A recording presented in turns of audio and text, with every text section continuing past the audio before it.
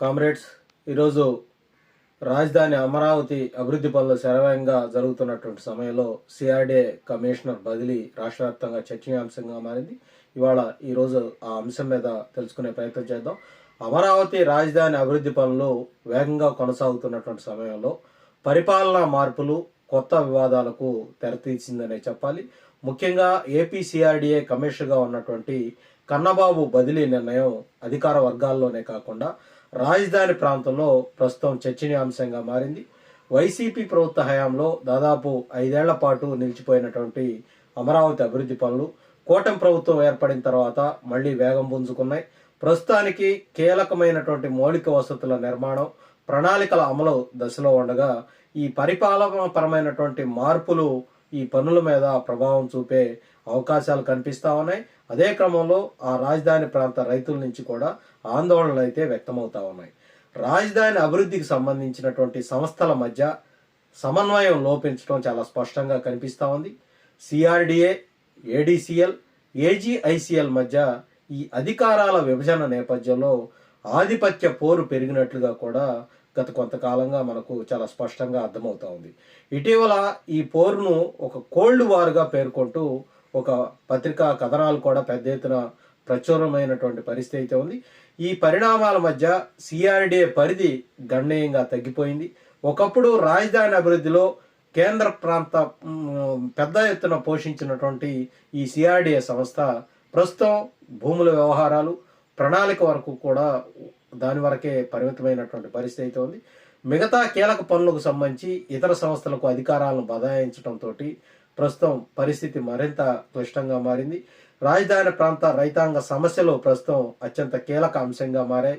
భూ సమీకరణలో గ్రామాల వారీగా ఇచ్చినటువంటి మినహాయింపుల్లో తీవ్ర అసమానతలు ఉన్నాయని రైతులు ఒకవైపు ఆందోళన వ్యక్తం చేస్తూ ఉన్నారు. ఆ అసమానతల వల్ల రైతుల్లో ఇటీవల కాలంలో అసంతృప్తి తీవ్రంగా పెరిగిపోయింది. సమస్యను పరిష్కరించాల్సినటువంటి బాధ్యత ఇవాళ సిఆర్డీఏ మీద ప్రధానంగా ఉంది. ఇప్పటికే ఈ అంశాల మీద కోర్టులను ఆశ్రయించకుండా సమస్యలను పరిష్కరించేందుకు సిఆర్డీఏ కమిషనర్గా ఉన్నటువంటి కన్నబాబు ప్రత్యేక ప్రయత్నాలు అయితే ఇప్పటి వరకు కొనసాగిస్తూ వచ్చారు. అయితే ఇలాంటి సున్నితమైనటువంటి సమయంలో సిఆర్డీఏ కమిషనర్ బదిలీ చేయటం అనేక ప్రశ్నలకు తావిస్తూ ఉంది. కొత్త కమిషనర్కు ప్రస్తుతం సమస్యల మీద పూర్తి అవగాహన కలగటానికి దాదాపుగా మరొక 6 నెలల సమయం పట్టే అవకాశం ఉంది.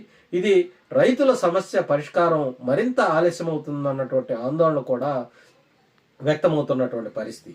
రాజధాని పనులు వేగంగా కొనసాగుతున్నటువంటి ఈ కీలక దశలో పరిపాలనాపరమైనటువంటి ఈ సిఆర్డీఏ కమిషన్లను మార్చటం, సంస్థల మధ్య విభేదాలు పడచూపటం ప్రస్తుతం ప్రాజెక్టు పురోగతి మీద ప్రతికూల ప్రభావం చూపొచ్చు అని కూడా నిపుణులు అయితే హెచ్చరిస్తా ఉన్నారు.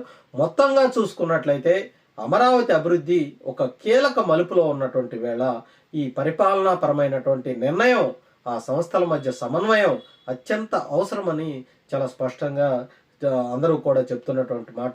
ఒకవేళ అలా కాకపోతే ఇప్పటికే ఉన్నటువంటి సమస్యలు మరింత క్లిష్టమయ్యే అవకాశం ఉందన్నటువంటి అభిప్రాయాలు కూడా వ్యక్తమవుతా ఉన్నాయి. ఇక సిఆర్డీఏకి సంబంధించి ప్రస్తుతం బదిలీ అయినటువంటి కమిషనర్ కన్నబాబు గురించి మనం చెప్పుకోవాలంటే ఆయన గత 2014-19 సమయంలో కూడా ఆ రోజు కూటమి ప్రభుత్వం అధికారంలో ఉన్నప్పుడు రాజధాని నిర్మాణాన్ని పట్టాలెక్కించడంలో ఆయన చాలా కీలకమైనటువంటి పాత్ర పోషించారు. అయితే తిరిగి గత 5 ఏళ్ల కాలంలో ఆ రాజధాని నిర్మాణ పనులన్నీ కూడా ఎక్కడికక్కడ నిలిచిపోయాయి. కూటమి ప్రభుత్వం అధికారంలోకి వచ్చిన తర్వాత గత అనుభవం నేపథ్యంలో తిరిగి సిఆర్డీఏ కమిషనర్గా కన్నబాబును కూటమి ప్రభుత్వం నియమించుకుంది. దీంతో ఆయన ఈ రాజధాని ప్రాంత అభివృద్ధి పనులను గాడిలో పెట్టడంలో ఆయన ఒక రకంగా సక్సెస్ అయ్యారని మనం చెప్పుకోవాలి.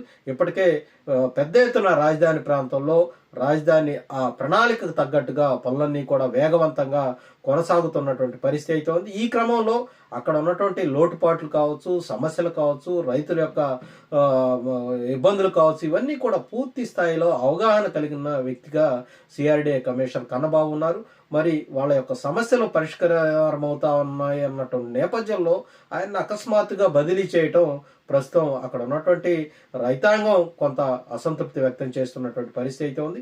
నిన్నటిదాకా రైతులు మా సమస్యలు పరిష్కరించలేదని వాళ్ళు కొంత సిఆర్డీఏ కమిషనర్ కన్నబాబు మీద అసంతృప్తి వ్యక్తం చేసినటువంటి మాట వాస్తవమే అయినప్పటికీ కానీ వాళ్ళే ఇవాళ కన్నబాబును బదిలీ చేయటం పట్ల తీవ్ర స్థాయిలో అసంతృప్తి వ్యక్తం చేస్తున్నటువంటి పరిస్థితి అయితే ఉంది. ఎందుకంటే కొత్తగా వచ్చే కమిషనర్ మళ్ళీ ఆ రాజధాని ప్రాంతానికి సంబంధించినటువంటి ఆ భౌగోళిక పరిస్థితులు ఇవన్నీ కూడా ఆయనకు ఒక అవగాహన రావాలంటే చాలా సమయం తీసుకునే అవకాశం ఉంది. ఈలోపు జరగాల్సినటువంటి నష్టం జరిగిపోయి కొంతమంది రైతులు కోర్టుకు వెళ్తే పరిస్థితి ఏంటనేది కూడా ప్రస్తుతం అయోమయం పరిస్థితి అయితే నెలకొందని చెప్పాలి.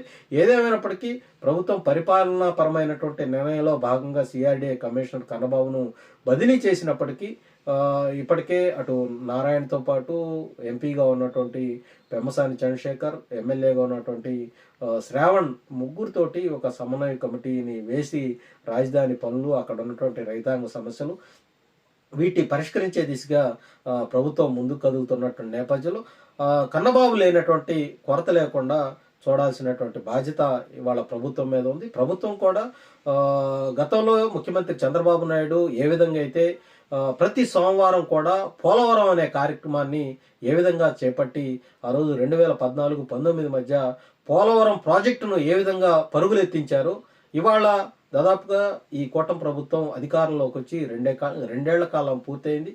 ఇక మిగిలి ఉంది 3 ఏళ్ల కాలమే.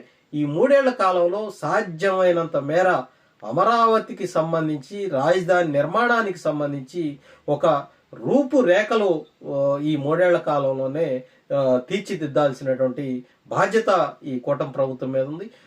బహుశా ముఖ్యమంత్రి చంద్రబాబు నాయుడు కూడా ఈ రాజధాని అభివృద్ధి పనులు త్వరితగతిన పూర్తి చేసి రాబోయే ఎన్నికల ముందుకు ప్రజల్లోకి వెళ్లాలంటే ఈ రాజధాని నిర్మాణ పనులను శరవేగంగా సాధ్యమైనంత మేర ఈ కూటమి ప్రభుత్వం ఈ 5 ఏళ్ల కాలంలో పూర్తి చేయగలిగిందన్నటువంటి ప్రజెంటేషన్ను రాబోయే ఎన్నికల్లో ప్రజల ముందు ఉంచాల్సినటువంటి బాధ్యత కూడా ఉంది.